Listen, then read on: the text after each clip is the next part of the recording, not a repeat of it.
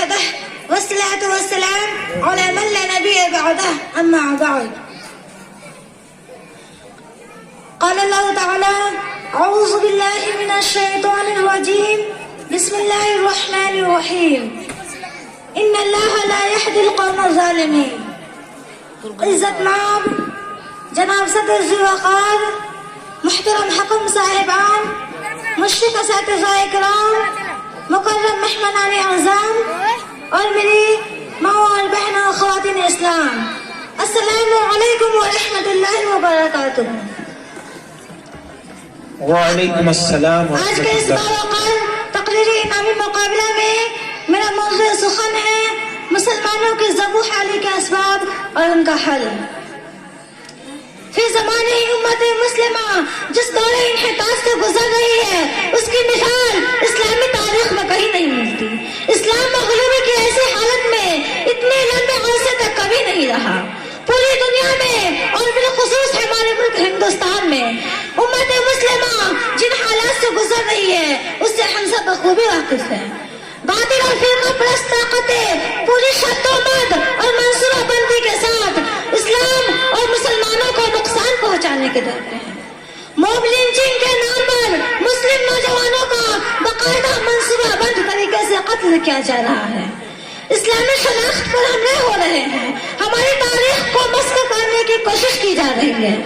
مسلمانوں میں خوف و ہراس کا ماحول پیدا کیا جا رہا ہے.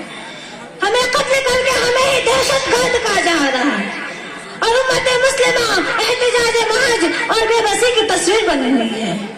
سوال یہ پیدا ہوتا ہے کہ آخر کیا وجہ ہے جو اتنی شاندار تاریخ رکھنے اور نبی آخر زمان حضرت محمد مصطفیٰ صلی اللہ علیہ وسلم کی امت ہونے اور خیر امت کا لقب ملنے کے باوجود یہ امت اس درجہ تنزلی اور ذبح علی کا شکار ہے.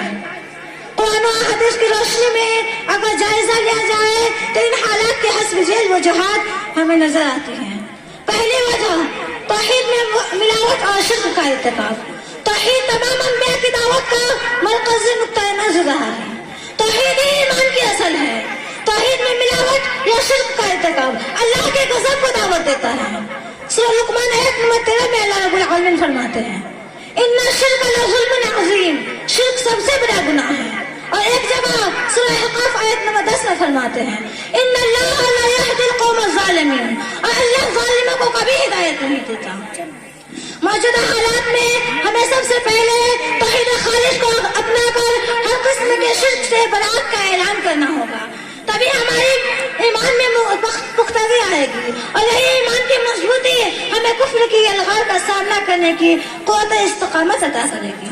بقول علامہ اقبال: شب قریظہ ہوگی آخر جلوہ خورشید سے، شب قریظہ ہوگی آخر جلوہ خورشید سے، یہ چمن معمول ہوگا نغمہ توحید سے. دوسری وجہ قرآن و سنت سے دوری. حضرت عبداللہ بن عباس سے روایت ہے کہ نبی اکرم صلی اللہ علیہ وسلم نے فرمایا: اے لوگوں، میں تمہیں دو چیزیں چھوڑے جا رہا ہوں، جب تک تم ان کا دامن تھامے رہو گے کبھی گمراہ نہ ہوگے. ایک اللہ کی کتاب اور دوسری میری سنت. مذکورہ تعالی حدیث واضح طور پر ہمیں اپنی گمراہی کی وجہ بتا رہی ہے. جب تک امت مسلمہ قرآن و سنت کی حامل تھی، اللہ رب العزت نے ایمان کی دولت کے ساتھ دنیا کا اقتدار اور سربلندی بھی ہمیں عطا فرمائی. جیسے جیسے امت قرآن و سنت سے دور ہوتی چلی گئی، ذلت و رسوائی اور گمراہی ہمارا مقدر ہوتی چلی گئی. تیسری وجہ اتحاد کا فقدان. سورہ انفال آیت نمبر 46 میں اللہ رب العالمین کا ارشاد ہے: وَأَطِيعُوا اللَّهَ وَرَسُولَهُ وَلَا تَنَازَعُوا فَتَفْشَلُوا وَتَذْهَبَ رِيحُكُمْ وَاصْبِرُوا إِنَّ اللَّهَ مَعَ الصَّابِرِينَ.